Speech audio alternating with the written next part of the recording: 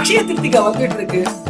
எல்லார் மனசுலயும் இருக்கக்கூடிய கேள்வி, இப்போ தங்கம் வாங்குறது ரைட் டைமா? தங்கம் பாத்தீங்கன்னாக்கா ஒரு பெரிய ரிட்டர்ன்ஸை கொடுத்துருக்கு.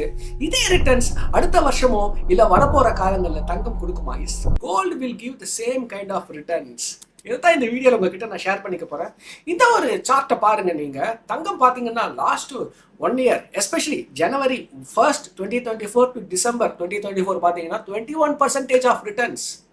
Last 1 year March to April இப்போ பார்த்தீங்கன்னாக்கா 31% ஆஃப் ரிட்டர்ன்.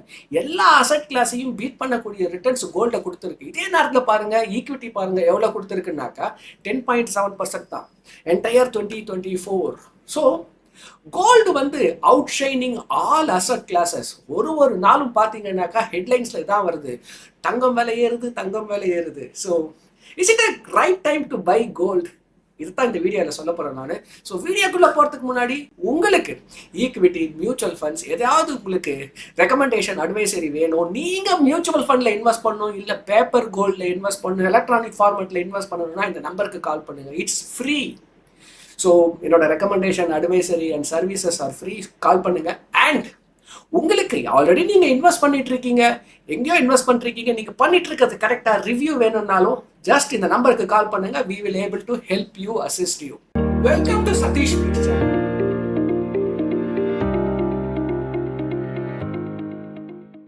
ஸோ முதல்ல தங்கம் விலை ஏன் இப்படி கண்ணா பின்னான்னு ஏறுது அதை புரிஞ்சுக்கலாம். 3 ரீசன்.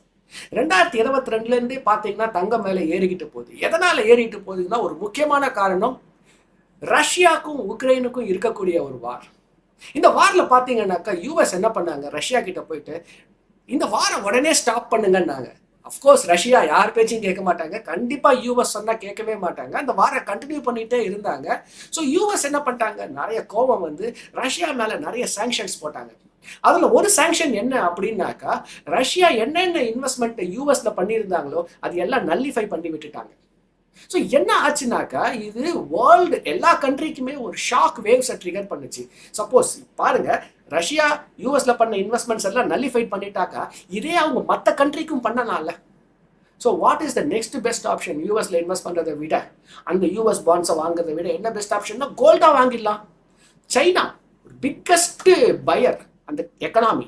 சைனா மட்டும் இல்லைங்க, இந்தியா வாங்குது, சிங்கப்பூர், டர்க்கி, நிறைய எக்கனாமிஸ் என்ன பண்ணிட்டாங்க, வாங்க ஆரம்பிச்சாங்க. நம்பர் 1 ரீசன் கோல்டு மேலே போகிறதுக்கு இதுதான்.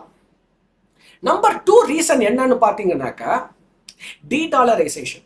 இப்போ வேர்ல்டு ட்ரேட்ல பார்த்தீங்கன்னா நீங்கள் எந்த ஒரு ப்ராடக்டை வாங்குறதா இருந்தாலும் யூஎஸ்டியை கொடுத்து தான் வாங்க வேண்டியிருக்கும். நம்மளே பார்த்தீங்கன்னாக்கா யூஎஸ்டி ஒரு பெரிய ரிசர்வை வச்சுட்டு இருக்கோம், அது இன்க்ரீஸ் ஆகிட்டே இருக்கு. ஆயில் வாங்குங்க, கோல்டு வாங்குங்க, எந்த ப்ராடக்ட் வேணாலும் வாங்குங்க. சரி, இப்போ டீடாலரைசேஷன் அது ஒரு பெரிய ஒரு டாமினன்ஸ்ல இருக்கு. What is the next option? Gold is the next option. அந்த ஒரு ரீசன்னால தான் நிறைய எக்கனாமிக்ஸ் கோல்டை கண்டினியூஸாக வாங்கிட்டே இருந்தாங்க. Second option. 3வது பார்த்தீங்கன்னாக்கா, எப்பெல்லாம் ஒரு நெகட்டிவ் சென்டிமெண்ட் வருதோ அப்பெல்லாம் கோல்டு மேலே போகுங்க. அஃப்கோர்ஸ் ரஷ்யாவுக்கும் உக்ரைனுக்கும் நடந்த ஒரு வார், இஸ்ரேலுக்கும் காசா ஸ்ட்ரிப்பில் நடந்துட்டு இருக்க ஒரு வார். 3வது பார்த்தீங்கன்னா ட்ரம்ப் போடக்கூடிய டேரிஃப். அக்டோபர்லேருந்து என்ன அந்த டேரிஃப் நியூஸ் தானே, டெய்லி பேப்பரை திறந்தா ஏப்ரல் வரைக்கும் டேரிஃப் நியூஸ் தானே. இதெல்லாம் ஒரு நெகட்டிவ் சென்டிமெண்ட். இந்த 3 ரீசன்னால தான் கோல்டு கடகடன்னு மேலே போயிட்டு இருந்தது. சரி, கேள்வி ரொம்ப நல்லா கேட்குது. வரப்போகிற காலங்களில் என்ன, வாட் ஹேப்பன்? முடிஞ்சிடுச்சு அது. நெக்ஸ்ட் ஒரு 1 இயர், நெக்ஸ்ட் ஒரு 2 இயர் என்ன மாதிரியான ரிட்டர்ன்ஸை கொடுக்கும்? இங்கே பாருங்க, 3 ஸ்டாட்டிஸ்டிக்ஸ் ஷேர் பண்ணுறேன். Number 1 statistics. எப்பவுமே எந்த ஒரு அசட் கிளாஸாக இருந்தாலும் உங்களுக்கு லாஸ்ட் 1 இயர் ஒரு பெரிய ரிட்டர்ன்ஸை கொடுத்துச்சுன்னா வரப்போகிற காலங்களில் அதை விட கம்மியாக தான் ரிட்டர்ன்ஸை கொடுக்கும். இது ஸ்டாட்டிஸ்டிக்ஸ், இது ஹிஸ்ட்ரி. That's number 1 statistics. அது நம்பர் 2, கோல்டு அப்போ வாங்கக்கூடாதா? கோல்டு வாங்கலாம். இது எதை பொறுத்து இருக்குனாக்கா, உங்களோட நெட் ஒர்த் கால்குலேஷனை பொறுத்து இருக்கு. அது என்ன நெட் ஒர்த் கால்குலேஷன்? லெட்ஸே ஒரு உதாரணத்துக்கு உங்கள் அசட் எல்லாம் நீங்கள் எழுதுங்க. உங்கள் ரியல் எஸ்டேட், உங்களோட fixed deposit, mutual funds, gold, இது எல்லாம் சேர்த்து ஒரு 1.1 crore வருதுன்னு வச்சுக்கலாம். உங்களுக்கு வந்து கார் லோன் மட்டும்தான் இருக்குது, 10 லட்சம் கார் லோன். ஸோ அது வந்து லயபிலிட்டி. அசட் மைனஸ் லயபிலிட்டி பார்த்தீங்கன்னா net worth. So 1.1 crore minus 10 lakhs, உங்களோட நெட் ஒர்த் வந்து 1 crore rupees. இப்போ நெட் ஒர்த் பார்த்துட்டீங்க. கோல்டு எவ்வளோ வச்சுட்டு இருக்கீங்க?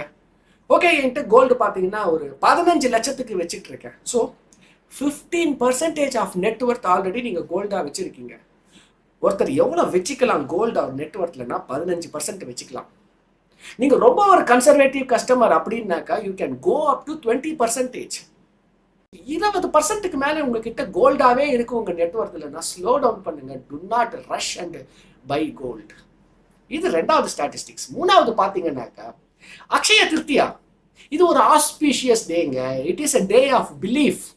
It is a day of family tradition. So நீங்கள் ஒரு அக்ஷய திருத்தியாய்க்கு ஒரு கோல்டு வாங்கணும்னா போங்க 1 கிராம் 2 கிராம் 4 கிராம் 8 கிராம் ஏதோ ஒரு கோல்டை வாங்குங்க, வீட்டுக்கு வாங்க, பூஜையை பண்ணுங்க. It is a emotion, it's a belief, family tradition. அதை பிரேக் பண்ணாதீங்க. பட் நிறைய தங்கத்தை வாங்கணுமா, அக்யூமுலேட் பண்ணணுமா? தங்கம் ஒரு நல்ல asset class, but over supply நிறைய வச்சுக்காதீங்க. அதே நேரத்தில் அதை கம்ப்ளீட்டாக இக்னோரும் பண்ணாதீங்க. ஸோ நெட்ஒர்த் கால்குலேஷனில் அகெயின் ஐம் ரிப்பீட்டிங், வெரி அக்ரெசிவாக இருந்தால் 10 போதும். நார்மல் இன்வெஸ்டர்னா 15% ஆஃப் யர் நெட்ஒர்த். ரொம்ப கன்சர்வேட்டிவ்னா 20%. ஸோ உங்கள் நெட்ஒர்த் என்ன, கோல்டு இருப்பு என்ன அப்படின்றத பார்த்து டிசைட் பண்ணுங்க. ஏதோ ஒரு புது விஷயம் கற்றுக்கிட்டீங்க அப்படின்னு ஃபீல் பண்ணீங்கன்னா லைக் பட்டனை கிளிக் பண்ணுங்க. உங்களுக்கு ரிட்டையர்மெண்ட்டாக இருக்கலாம், மியூச்சுவல் ஃபண்ட்ஸாக இருக்கலாம், இன்வெஸ்டிங்காக இருக்கலாம், பர்சனல் ஃபினான்ஸாக இருக்கலாம், ஏதாவது ரெக்கமெண்டேஷன் அட்வைஸ் வேணா அந்த நம்பருக்கு கால் பண்ணுங்க. எங்ககிட்ட நீங்கள் மியூச்சுவல் ஃபண்டில் இன்வெஸ்ட் பண்ணணும் அப்படின்னா it is free. So you don't have to think twice. Call this number. இல்லை ஆல்ரெடி நீங்கள் எங்கே இன்வெஸ்ட் பண்ணிருக்கீங்க, என்ன பண்ணுறது, அந்த போர்ட்ஃபோலியோவை எப்படி பெர்ஃபார்ம் பண்ணிட்டு இருக்கு, ஒரு ரீபேலன்சிங் ரிவ்யூ வேணும்னாலும் இந்த நம்பருக்கு கால் பண்ணுங்க. ஏதோ இன்ட்ரெஸ்டிங்காக பார்த்துட்டீங்க, பிடிச்சிருக்கு, கண்டென்ட் இருக்குன்னாக்கா stay tuned. I will meet you with another interesting video. Bye bye.